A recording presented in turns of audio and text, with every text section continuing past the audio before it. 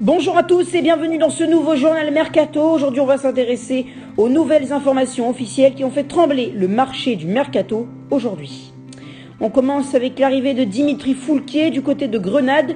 L'ancien joueur de Strasbourg ou encore de Rennes a signé pour la formation espagnole et quitte ainsi le Watford FC, club de notamment Ismaïla Sarr ou encore de Gérard Beulofeu.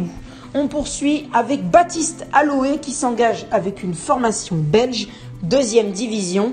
L'ancien joueur marseillais quitte donc le VAFC et la Ligue 2 pour rejoindre le championnat belge et ainsi retrouver Waterloo en deuxième division, même si ce n'est pas là qu'il signe. On poursuit avec les 3 arrivées du côté de Chambly qui s'est donc bien lancé dans son mercato avec 3 arrivées en l'espace de 7 heures. Tout d'abord, l'arrivée de Bastian Badou, un attaquant montpelliérain de 19 ans, en prêt jusqu'à Chambly. On poursuit avec Jason Papeau qui est arrivé lui aussi en prêt sans option d'achat du côté de Chambly. Le milieu de terrain de 23 ans n'avait aucun match à jouer du côté d'Amiens. Et on poursuit avec la 3e recrue du côté de la région parisienne. Il s'agit du joueur d'Orléans Joris Correa qui a résilié son contrat avec les occupants du Stade de la Source pour s'engager du côté d'une autre formation de Ligue 2. Chambly est actuellement 16e à 2 points du relégable Niort. Ils devront bien se relancer et Papo, Correa et Badou devront les aider dans cette démarche. On poursuit avec Patrick Roberts qui a signé du côté d'un autre club. On a appris ça, Norwich City l'a laissé filer. Il était en prêt avec la formation qui est remontée de Championship.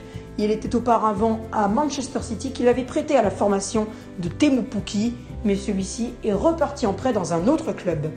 Et on poursuit avec l'information la plus importante de la soirée, celle de la signature de Dejan Kulusevski du côté de la Juventus. Le milieu de terrain suédois de l'Atalanta Bergame a signé en faveur de la vieille dame jusqu'en 2024.